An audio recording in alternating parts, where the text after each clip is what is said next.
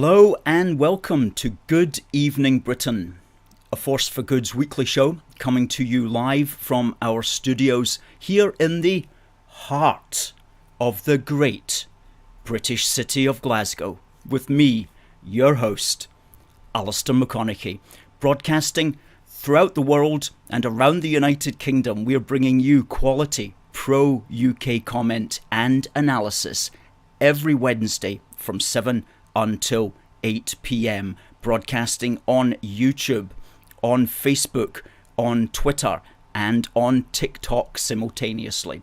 And for folks who are watching on TikTok, the best experience can be found at our YouTube site, youtube.com/UK A Force for Good. Please, folks, send in your comments, send in your questions. We'll do our best to answer them tonight.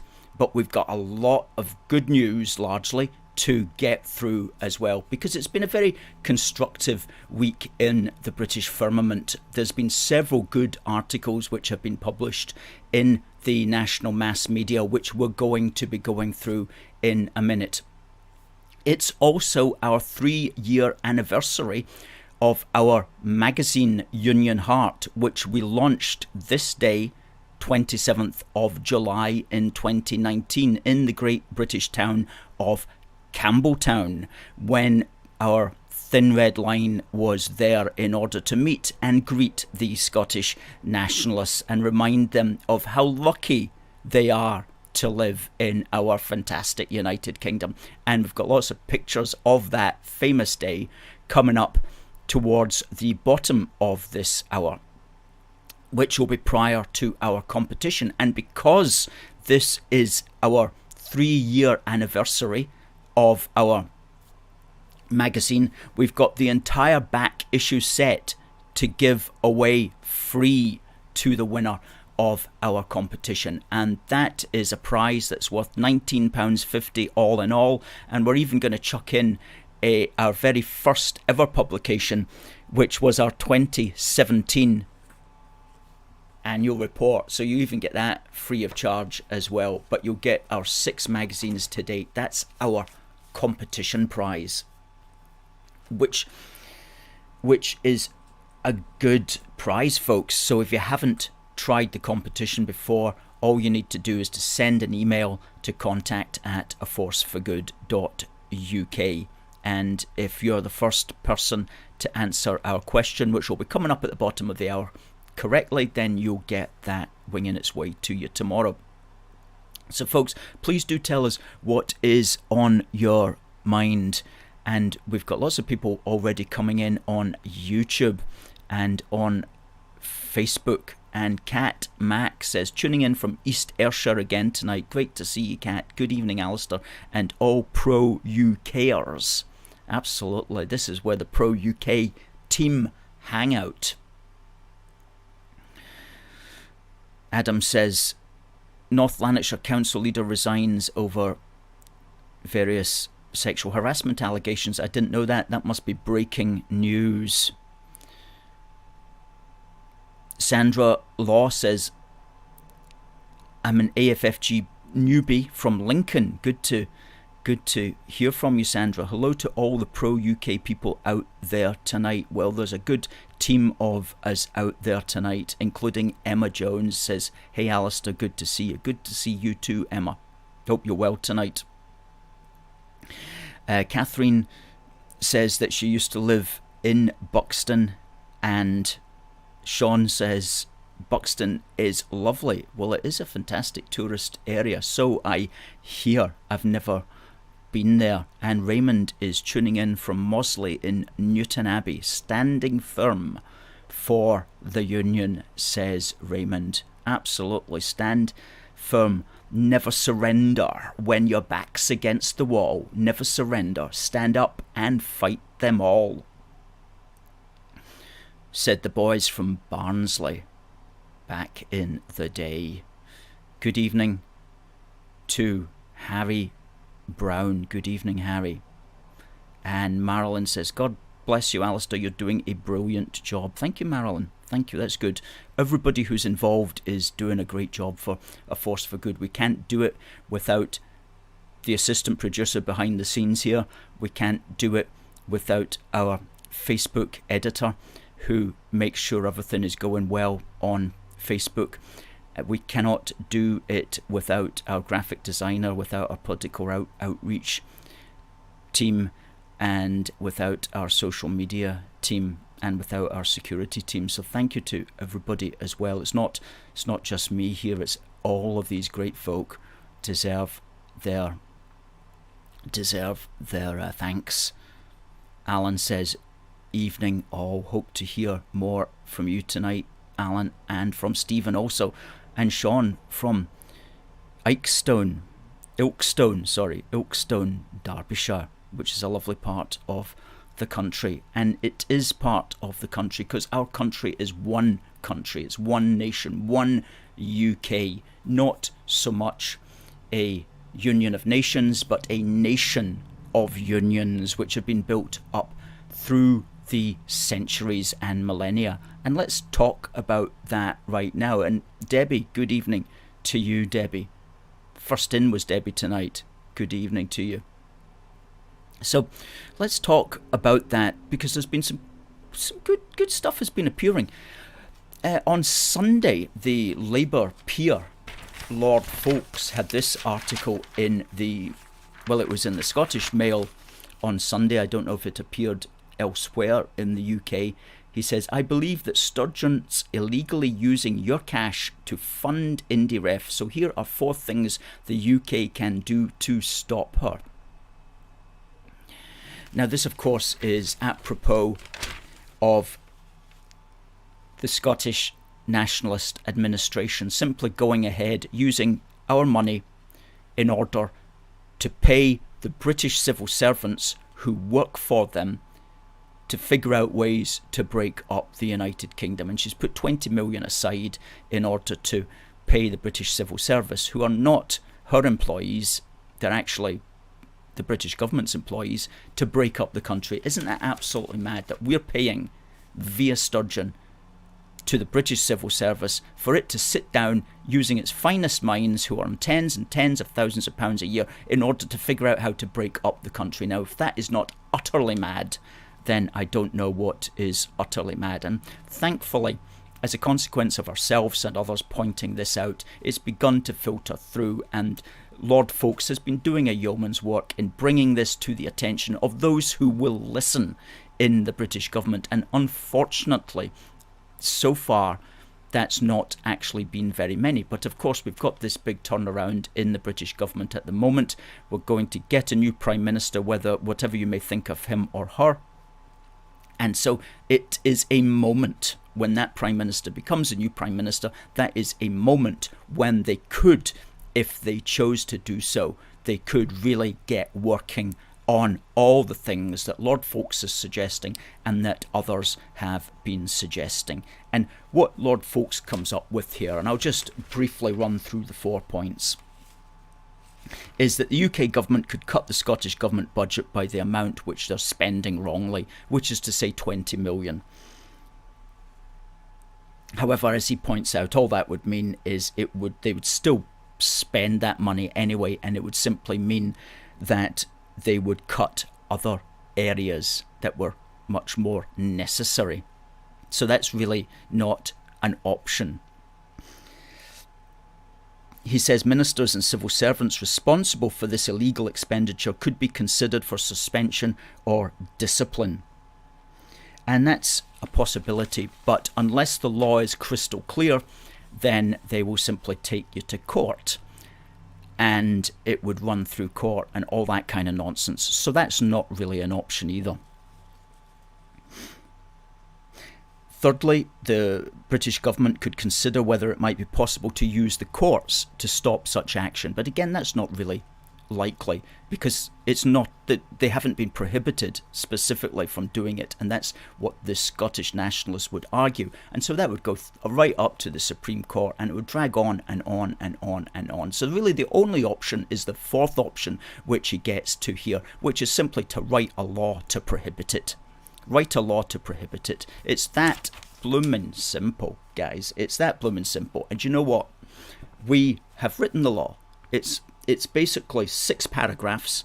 A law to stop the civil service pushing the Indy agenda. Now, I have a law degree, as it happens, from Strathclyde University, so I was able to craft that in legal terminology. And that's basically it, tight down, how to stop them doing it. And that appears in our magazine, Do More Together. And we have been sending this material to our to the lawmakers and to our legislators, and so they know how to do it. But that's what has to be done. So good for Lord Folks for putting that out in the Mail on Sunday, on the 24th of July. Good for him, good man. And let us hope when this new moment comes along, when we have a new Prime Minister, that they will start to enact this material. Okay? Now, the second article, which is extremely good, is an article by a fellow called Stephen Daisley. And let me just share that to the screen, if I may.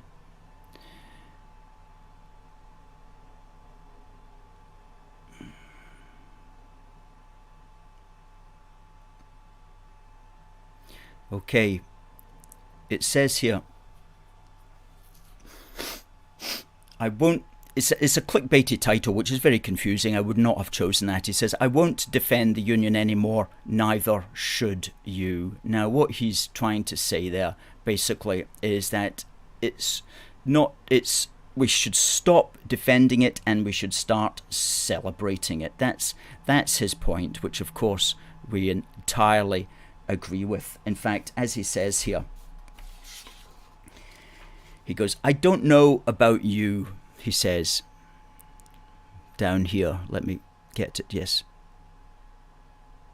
I don't know about you, but I, for one, am fed up talking about defending the union and being asked by politicians on either side of the border how to, quote, save the union.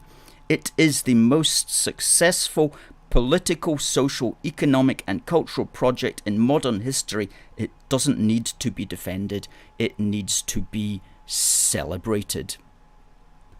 It needs to be celebrated. And he's got one or two good ideas here about how to do that. But the biggest idea simply is to flip the switch on the Scottish nationalists. Stop being put onto the back foot where you're defending, where you're doing your best to try to save, and instead absolutely flip the switch, turn the tables and start promoting the absolute benefits, and not just promoting the benefits, but creating a new, as he says here, the union's best days ought to lie ahead of it. And they can if the occupant of 10 Downing Street believes so and governs accordingly. Stop finding ever more innovative ways to carve up the UK's political settlement. Instead, build new UK-wide institutions that serve Britons equally, regardless of where they live, and which also subtly reinforce the ways in which the UK is a single, unified country. And he even suggests here a new UK national police force would be immensely popular with voters, he says. Stop being so gloomy about Britain's future. And this is what we're facing, declinism. Okay, politicians without motivation, politicians without inspiration, inspiring less, is that's a word, which it's not, but lack of inspiration. That's what bedevils our political class. Absolutely. He even says, introduce a Duke of Edinburgh style British Youth Awards scheme for teenagers across the UK. A voluntary youth service promoting civic duty, solidarity and patriotism with employer recognised achievement certificates.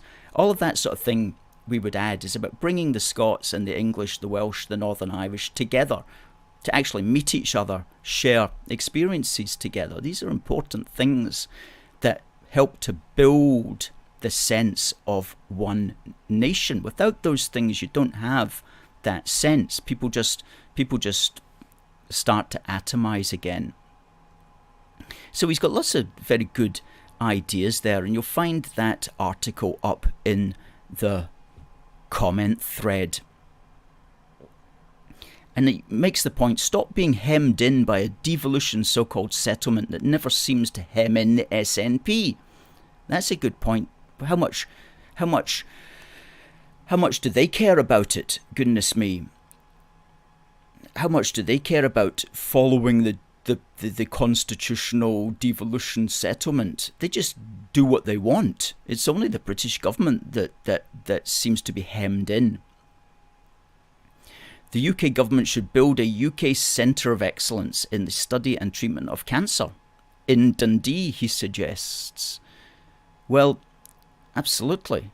These are all sorts of ideas, blue sky thinking. But once you realise that, you realise everything's on the table, and let's celebrate the UK instead of constantly trying to defend it, and more than just celebrating it, let's create new projects. And we did suggest lots of projects in our 40-page magazine, Do More Together, which is available at our shop.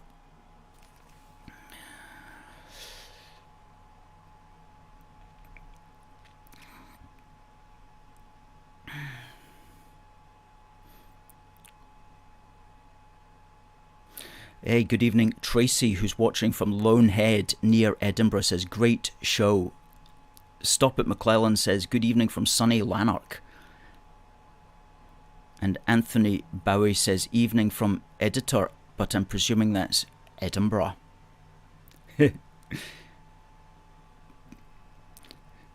Diane Reeves says, hi, I love the Unionists in Scotland and all over the UK. Good. Well, we love you too, Diane. Susan says, great show, thank you. Stephen says, better organised than the SNP. What a great team. And Anthony has shared. Good.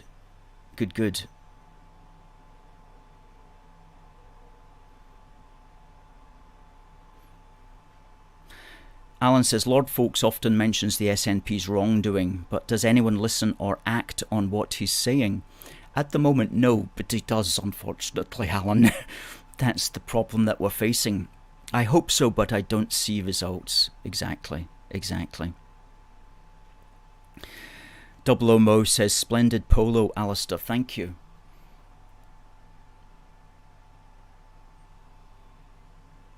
Hackett, Great Britain. Number 1.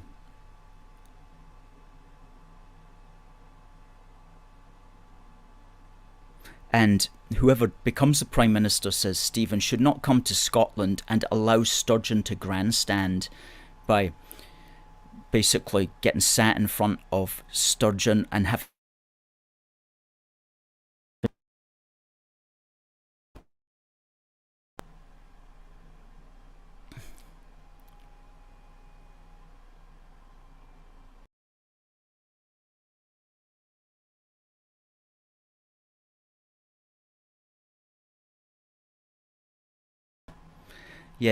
having to walk up the steps. Sturgeon does her Cecil DeMille thing as if she's the Emperor, the Queen of Sheba. She stands at the top steps of Bute House and forces the Prime Minister of the United Kingdom to walk up the steps to her, head bowed, up to the Queen of Sheba at the top of the steps, where she gives them a grumpy handshake. Oh, I've got to meet you. You've come up from England. No, none of that happens. You invite her to your place, okay? You invite her to the UK government hub in Edinburgh. And if she decides that she doesn't want to come to that, then fine, she doesn't have to come to it. But you don't go to her, okay? That's completely the wrong optics for the leader of the United Kingdom. But we've told them that. Other people have told them that. Will they listen? Let's see in due course whether they listen or not. Stuart says, cool shirt. Where did you get it? I got it from John. Well, it's Hackett, the shop Hackett. So it must. I think that was in George Street in Edinburgh, but that was several years ago. Whether it's possibly no longer there anymore.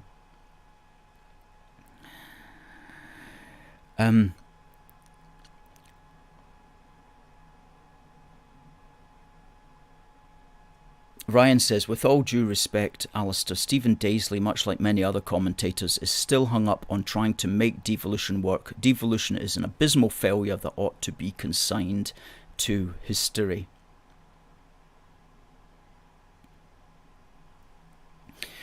Now, there was also so many good stuff, so much good stuff this week. There was also another good article this morning, which you'll find in the comment thread as well, from the Scottish Daily Express, and it was pointing out something that Kevin Haigh had said. Now, Kevin Haigh runs an organisation called These Islands, and he made a really clever metaphor about the United Kingdom. And he said this. He said, nationalists seek to frame the debate as Scotland being a distinct part of the UK as somehow just the result of a voluntary union, as opposed to Scotland being an integral part of Great Britain as the result of an incorporating union. Okay, so rather than just like a voluntary union, when Scotland and England came together, they actually created something which was entirely different. They created a new being, a new creature, a new country, in fact. It was incorporated. It incorporated Scotland and England into something new. And he uses this metallurgical metaphor. He says Scotland was not welded onto England and Wales by the Act of Union in 1707. It was alloyed with them to create Great Britain. Okay, now what is a weld? A weld is when you join together metal parts by heating the surfaces so they melt together. And welds can be pretty strong, but they can also be snapped. What is an alloy?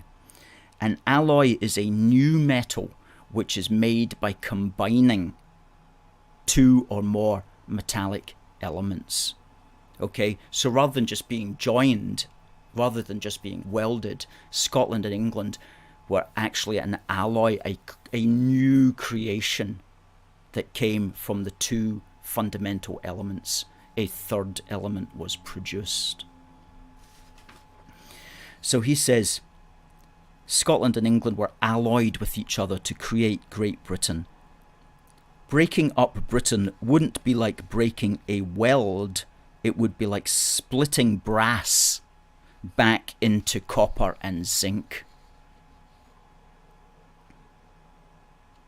It would be like splitting brass back into copper and zinc. That's a very clever metaphor, which we're going to remember and which we're going to use. Great Britain isn't a weld, it's an alloy. And when we say Great Britain, we're talking about all of the United Kingdom, of course. We use these terms interchangeably. Even though the Scottish nationalists don't, we do. We use these terms interchangeably to mean all the parts of the British Isles that identify as British. Freddie says, good evening from the great British city of Stoke-on-Trent. Keep up the good work, guys. We absolutely will. And thanks for checking in, Freddie. Hope things are well in Stoke-on-Trent.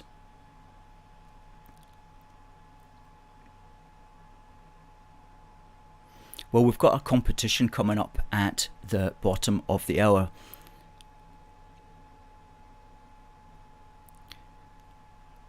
Drew 1872 says, I have no clue where is the strength within Scottish nationalism. That's a good point, Drew.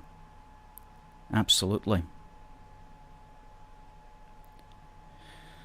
Lots of likes coming in on TikTok, folks. Thanks very much for your comments on TikTok.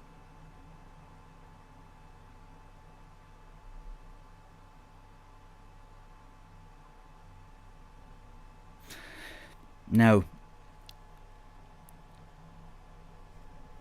as I'll make clear in a few moments, today is our 3rd year birthday of this magazine, Union Heart, which we launched on this day on the 27th of July in 2019, while our Thin Red Line was out in Campbeltown. And so after this segment, which is on this day in British history, the competition will be for all these back issues, which are worth £19.50 all in all. So that's the first 3 issues. Issue 1, issue 2 where Sturgeon gets telt, issue 3 where we switch off Sturgeon, issue 4, the groundbreaking 40-page magazine Do More Together. 10 years strong, our 20-page 10-year history. Happy and Glorious, our 12-page celebration of the Queen's 70th, and also, just for completion, our first ever magazine style publication, which was our annual report back in 2017. And we've come a long way. We've come a long way from then. Even gives us a financial summary breakdown of the 2016-17 tax year. Wow. So all of that will be for the winner of this prize. Now, I said it was the 27th of... What you want to do is send your answer to contact@aforceforgood.uk when we give you the question. Now, on this day, the Scottish nationalists were traipsing through, of all places, the great British town of Campbeltown, down on the Mull of Kintyre. And of course, that was in 2019, and we had to get down there and we had to show them what time of day the Unionists thought it was, which we did very successfully. And we followed them all over Scotland that year, when they were having reasonably good attendances, but nothing, of course, close to what they said. But we had about 40 people that day, and they had exactly 954 people, and not the 2,000 that they lied about. But we've got some really good photographs of the event. Let's just run through them. Now, those elderly people in the motorbikes there, they led the procession, and they were perhaps too infirm to actually walk the course, so they had to ride about in their motorbikes, and the police were at the front of that with a wee red flag saying, "Careful, elderly and infirm people on motorbikes," following behind. And the leader of the gang there at the front has a T-shirt that says McConachie, which is yours truly. McConachie is a bawbag, which was perhaps his considered opinion of yours truly. And that created great hilarity on all sides, it should be said. Still does create great hilarity. It's and on the back of his T-shirt he said, "If you're reading this, a force for good have fell off." Okay, so that was quite fun. Anyway, so these elderly and infirm folk, they did the wee thing, they on their motorbikes, and then the march followed thereafter, and it's down on the shores there of the Campbeltown Loch. And we actually sung them a wee song. We said, "Far do we travel, and much do we see. Scot gnats bust in from as far as Dundee. Face-painted marchers with banners so dire as they wobble the streets of the Mull of Kintyre. Mull of Kintyre, Scot gnats strolling in from Dundee. Our desire is always to count them on Mull of Kintyre." So we counted them in, as I say, at 954, and it was actually pretty good because they decided to lap the whole place twice, maybe because the route was short or not, I don't know, but they went round one way and then they came back round again because they were just enjoying it so much. Okay. Sorry, I thought I got that wrong. It was 974, not 954. Scrub that. 974 they had. 974. I knew there was something there. 974, not 2000. There's some of our great folk there flying the flags. Okay. There's more. There's a couple of happy chaps. That's a good picture. Okay. There's yours truly and our Chief of Security enjoying ourselves, as you can see. There we go again. And that's a good one, isn't it? Look at that. We saved Scotland. That's a great photograph there. And these lads were on the route as well, and they had decorated their flat. They were ground floor flat as well, so good for them for giving a good British welcome to the Scottish nationalists, who basically went down to Campbeltown to make a nuisance of themselves. Okay. And there's some of our people, not all of us, lined up for a group picture after the event. Okay. And that was also the day, as I say, we launched the very first Union Heart magazine. Okay. Let's come to that one in a moment. Now, so that was us at the Mull of Kintyre at Campbeltown on this day back in 2019, 3 years ago today. Now, what also happened on this day in British history? On this day in British history, we had the Battle of the Tea Cakes. Now, what is the Battle of the Tea Cakes? The Battle of the Tea Cakes is a little-known skirmish which occurred in the War for the United Kingdom in the early 21st century. To be specific, it was 5 years ago today, and this was when a group of Scottish nationalist ragtags got it into their head that they would protest Tunnocks because Tunnocks caramel wafers were being exported with a Union Jack on them.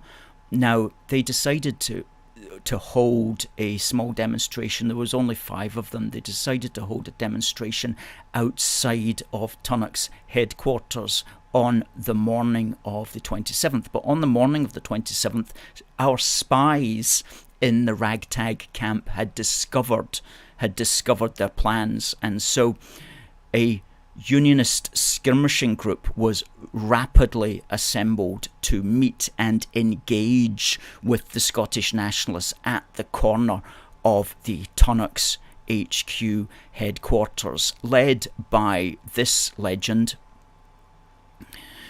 There we go, led by this legend, lover of tea cakes, especially Tunnocks tea cakes. Now, in the next shot here, we have got, that's a long-range photograph of the actual skirmish going on. Now, if we home in on that with the next photograph, you can see at the front there are 4 people, and they're holding a Scottish Resistance banner. But coming in on their flank are the Unionist skirmishers, holding a large Union Jack, holding small Union Jacks, and holding Tunnocks tea cakes, and that looks like a packet of caramel wafers, high and proud in the air. And they're coming in order just simply to mess up the optics of the Scottish Resistance. And the next photograph shows the extent to which they were able to do that. Well, there's a close-up of them moving in on the chief Scottish ragtag there, who's attempting to block them with a rather pathetic homemade poster, much to the amusement of our great team of folk. Next photograph. There you go. In the background you can see one of the Unionist soldiers holding up caramel wafers in the shape of a V for victory behind the Scottish Resistance chap who is getting largely irritated by this. And the next photograph, again, note the extent to which the Unionists were able to mess up the optics there of the leader of the Scottish ragtags with the Union Jack in the background. Fantastic. So that was on this day, the Battle of the Tea Cakes on the 27th of July, 5 years ago at Uddingston Street Corner at the Tunnocks headquarters. And the result was, needless to say, an overwhelming Unionist victory, because the Scottish ragtags fled the scene. They fled the scene very quickly on the arrival of the Unionist skirmishers. So another successful event chalked up for the Union.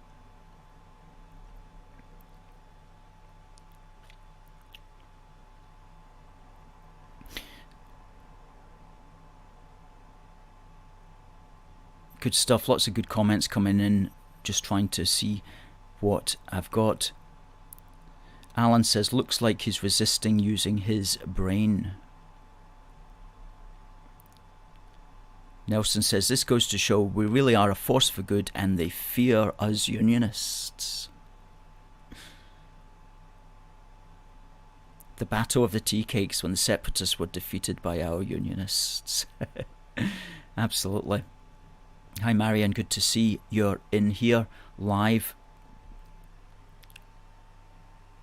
Stephen likes the alloy metaphor. A single unitary composite nation consisting of 4 parts, Scotland, England, Wales and Northern Ireland. And Ian, on the similar theme, goes, the Union was a historical event that created a kingdom. It's not simply a bind of 2 things, it's a new thing. And Nelson says, indeed, were created by good old British steel. Absolutely. And Anita comes in saying, remember James VI of Scotland, who became James VI of Great Britain, of course, was a relative of Elizabeth I. Yes, he was Mary Queen of Scots' son. And not a lot of Scottish nationalists know that. And so I'm glad you remind us of that. And that also, Anita, reminds us of a new series of articles which we're doing. We published the first one this week. It's a new series of Scottish Unionism. The origins of Scottish Unionism. Okay, the origins of Scottish Unionism. And you'll find the link in the comment thread. And these are articles that we've published before in our old legacy site, but we're going to just bring them all over onto the current aforceforgood.uk site and republish them all, and they begin at the beginning back in 1521, and we're just looking at all the important unionist commentators going right back to the 1500s, to the early 1500s, and working through. And the aim, as we say, is basically to show that British unionism is disproportionately a Scottish innovation, and also to show that the idea of Britain as one nation, the idea of being British, the culture of Britishness existed long before the actual parliamentary union of 1707. And that's not something that's brought out often enough. So we're going to be doing that in our new series, which is going to be appearing. We're going to try to get one article out there every week, probably for the next 20 weeks or so. So that's going to be another fantastic service that we are offering to the field of British unionism. Thanks to the one person in particular who wrote most of those articles. I've written some of them, but another colleague has written most of them.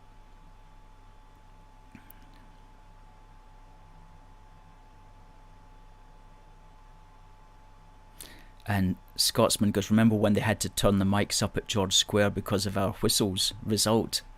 Wasn't it just? That was when Sturgeon came. That was when we attempted and successfully telt Sturgeon. And that's us, Scotsman. You might be in there somewhere. You must be.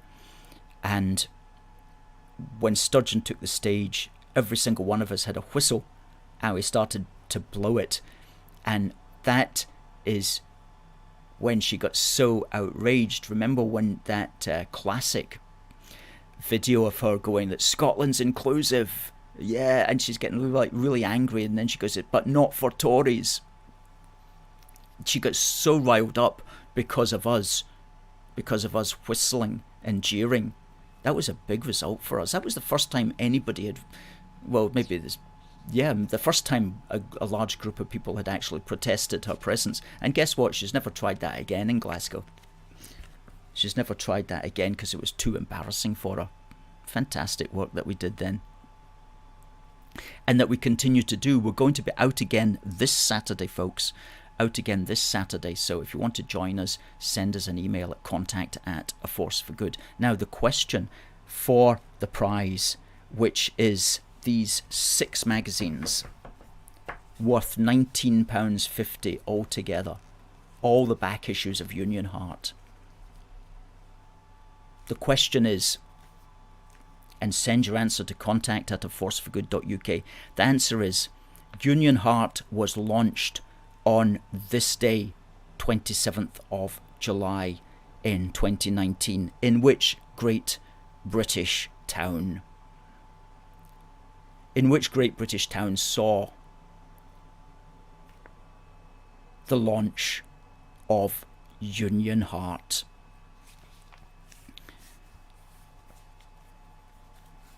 Send your answers in, folks, and we'll announce the winner just before the top of the hour. Now, it's time for Busting Indy Myths.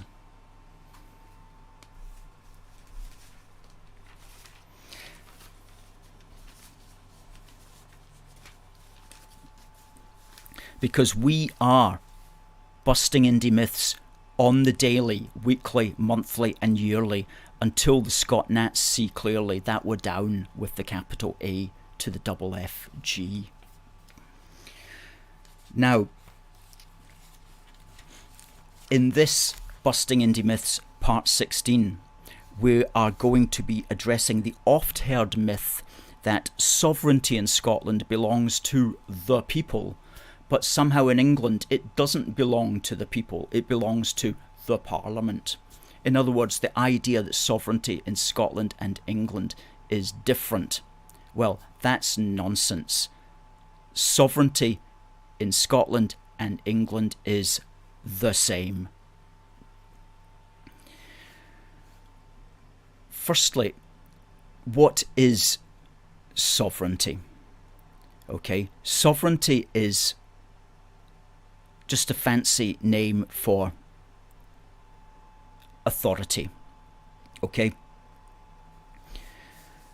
Now, where does the idea that political authority in Scotland is somehow different in England, where does the idea come from that here in Scotland the people are sovereign, but somehow the poor old English are not sovereign? It's only their Parliament that's sovereign and somehow bosses them around. Where does that idea come from? Well, primarily it comes from a point of view which was expressed almost 70 years ago in court in Scotland. In 1953 there was a court case, a civil case, and one of the judges, there was 3 judges, one of the judges expressed a point of view which was not relevant to the judgment that they actually made, but simply expressed a point of view which is called an obiter dictum in law. It carries no real legal authority whatsoever. It's just simply a point of view. And he expressed the point of view, quote, that the principle of the unlimited sovereignty of Parliament is a distinctively English principle which has no counterpart in Scottish constitutional law. I'll say that again. The principle of the unlimited sovereignty of Parliament is a distinctively English principle which has no counterpart in Scottish constitutional law. Well, that's very much debatable, actually. However, let's take him at his word. What he's talking about there is the sovereignty of Parliament. Fine, the sovereignty of Parliament, the authority of Parliament.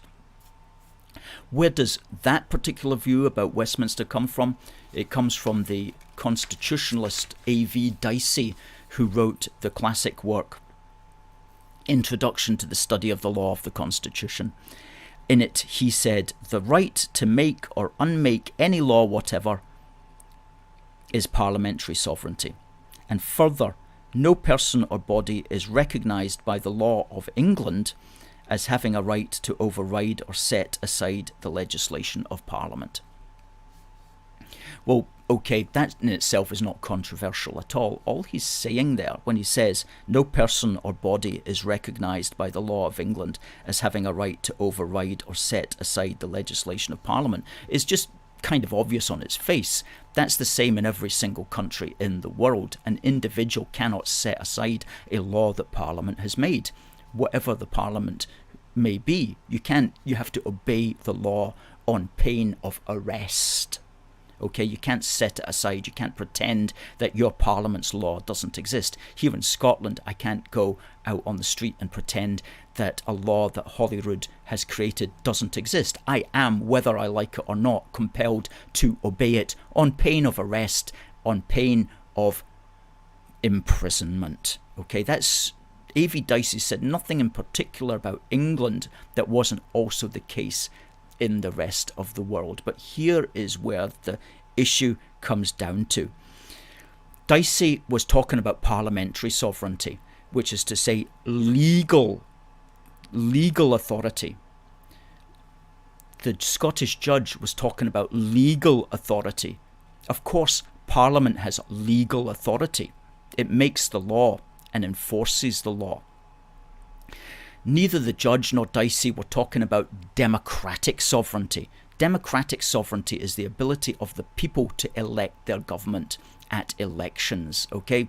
So what neither Dicey nor Lord Cooper, the Scottish judge, made any account for was the different types of sovereignty. There is democratic sovereignty, and we talked about this in our magazine Happy and Glorious, where we spoke about the Queen being a symbol of democratic, legal and national sovereignty. For those are the 3 issues: democratic sovereignty, legal sovereignty and national sovereignty. democratic sovereignty, we say, is exercised by a people whenever they vote to establish a new parliament. This can be expressed as the sovereignty of the people, the authority of the people. The second is legal sovereignty, which is exercised by any democratically elected parliament to create and pass its own laws. Without legal sovereignty, a parliament would be unable to function as a parliament. And that is expressed as the sovereignty of Parliament. And thirdly, we have national sovereignty, which is the authority of the national Parliament to govern with no foreign political and legal interference, or at least as little foreign political and legal interference as possible. And you'll remember that Brexit was all about national sovereignty. So the democratic sovereignty of the people is expressed at the ballot box. The legal sovereignty of Parliament is expressed when it makes laws, and the national sovereignty of the nation is expressed on the world stage by the institutions of the state, whether the Crown, whether the Parliament, whether the government, whether the Prime Minister, or the other institutions of the state under their control, such as embassies and armed forces. Okay, so there's three different types of sovereignty, and these fundamental types of sovereignty, democratic, legal, and national, are the same worldwide and identical, certainly, in both Scotland and England. But oh my, the Scottish nationalists do like to pretend as if there's something different about Scotland. And even in the national newspaper, recently, Nicola Sturgeon talking about our new paper shows the only blah blah blah blah blah blah, and she writes down here, Nicola Sturgeon, she doesn't like Westminster and it can't be fixed because Westminster is, quote, founded on the principle of Westminster sovereignty. Rather, the system, I should say. She goes, quote, a system founded on the principle of Westminster sovereignty. So she's that's a wee dog whistle out there to the Scottish nationalists to say, yeah, Westminster's sovereignty is different from our sovereignty. English sovereignty is different from Scottish sovereignty. It's a wee dog whistle in order to try to convince her followers that somehow Scotland has this more advanced concept of sovereignty than England, that the Scottish are so much more democratic than the English, that our constitutional position is that we, the people, are democratic, but in England, these poor English peasants, they're still suffering under a feudal system where Parliament tells them what to do. It's all complete nonsense. Complete nonsense. It just simply, she's simply not properly looking at what the different types of sovereignty are and where they are most effectively exercised and expressed. So that ends this present busting Indy myths.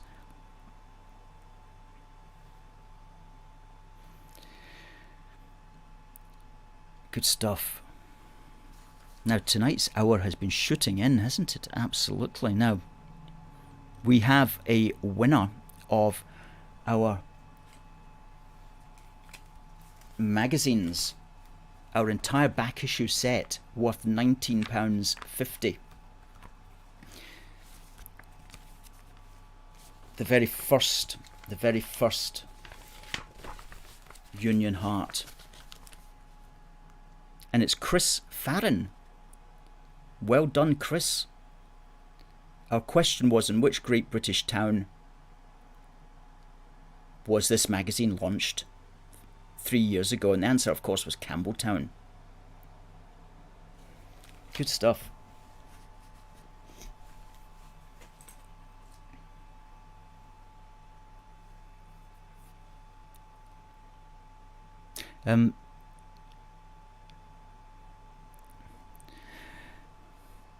GRH Brem says, great job you're doing. A quick question. You more than anyone come into contact with the nasty party supporters on a regular basis. Do you find they are getting more aggressive with their anti-union rhetoric and it's only a matter of time before they call for civil disobedience in our dear land? Well, that's a good point. So, and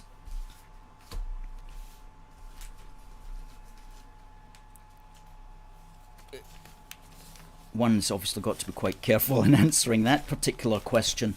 However, there are people who are writing in the national newspaper right now who are basically implying that that's what they would like to start calling for. And I'm just seeing if I have that particular article within reach, because I was looking at, I had to wade through on Monday, I had to wade through 6 copies of the National that I hadn't read yet. And what a day that was. What an absolute day that was. And it's depressing to have to do that, by the way, but I do it so that you don't have to do it. Okay, it's my job to read these fruitcakes. One thing that does come out though of it is that there is a great unhappiness among the Scottish nationalists with the state of British government, and in that sense, at least, I totally get where they're coming from.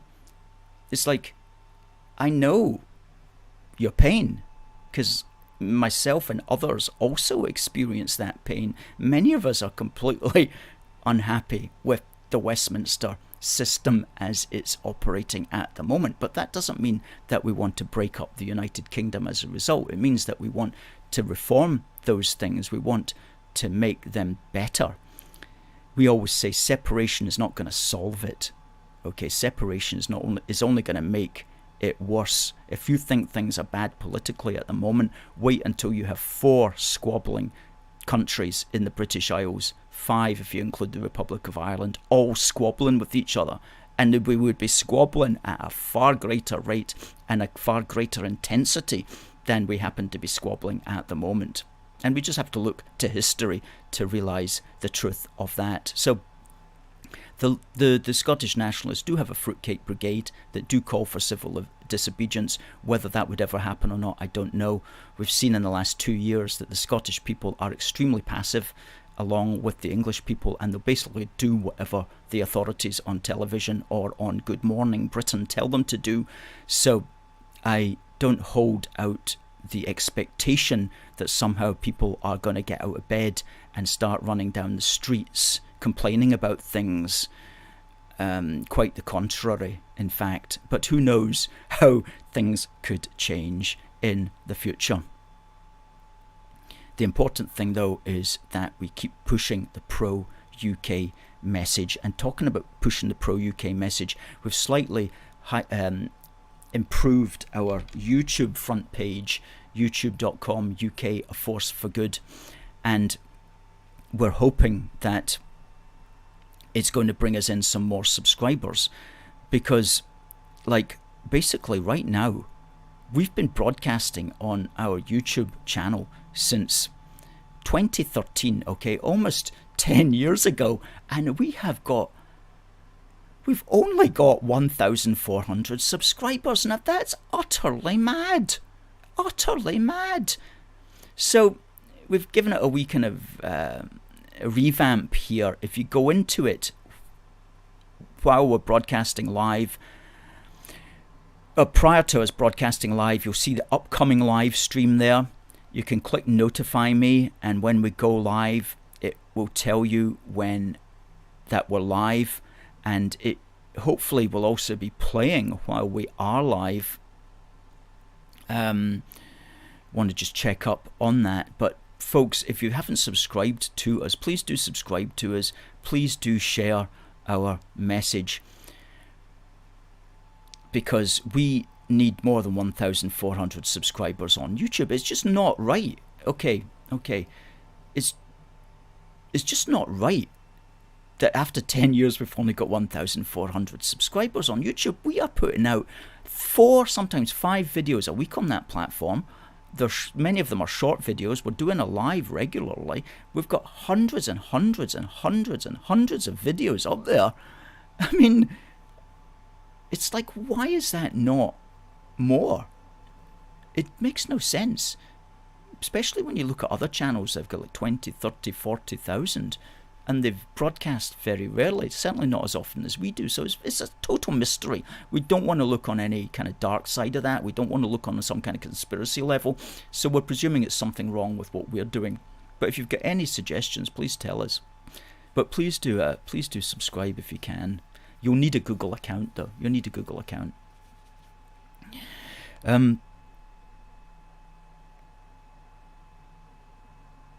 Alan says, if everyone who watches likes it on YouTube, it may start to push it a bit. Yes, please do like it, and if you can share it from YouTube, that also helps. And if you can subscribe.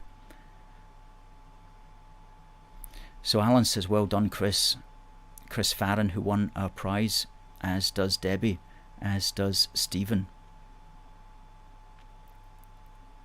Good, Chris. If you use that email and send us your address, please, that would be excellent. Harry says, well done, Chris.